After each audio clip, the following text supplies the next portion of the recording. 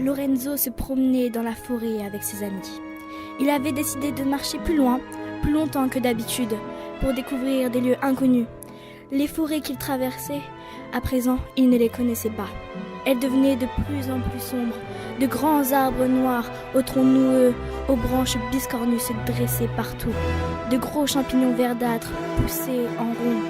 Et l'on entendait parfois des cris d'animaux lugubres qui vous glaçaient le sang.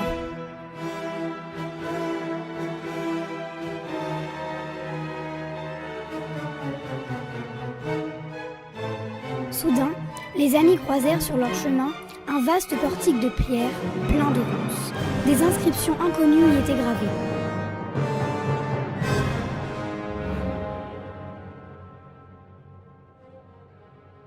Personne ne voulait le traverser, alors Lorenzo prit son courage à deux mains et marcha avec précaution sous le portique.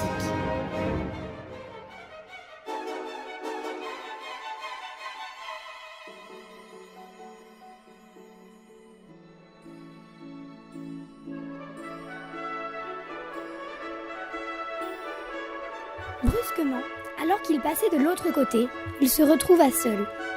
Ses amis avaient disparu et la forêt avait changé d'apparence. Elle était lumineuse et resplendissante. Lorenzo n'en croyait pas ses yeux. Il y avait devant lui, partout, la chose qu'il préférait au monde, de la guimauve. Les pétales des fleurs, les feuilles des arbres, la mousse des rochers étaient en guimauve. Ravi, il courut en tous sens en saisissant au passage des poignées de la délicieuse confiserie. Il en mangea tant qu'il avait le ventre plein à craquer.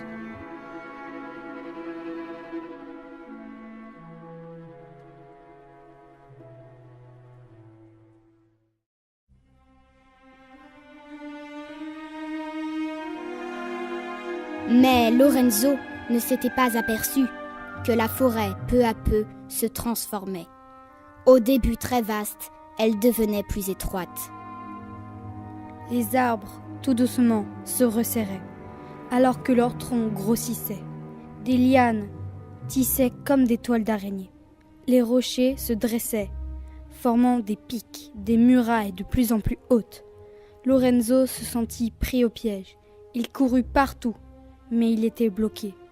Alors, l'angoisse le submergea. Dans cette forêt magique, il y avait aussi son pire cauchemar. Il était claustrophobe. Et la forêt allait bientôt l'enfermer. Il était pris au piège.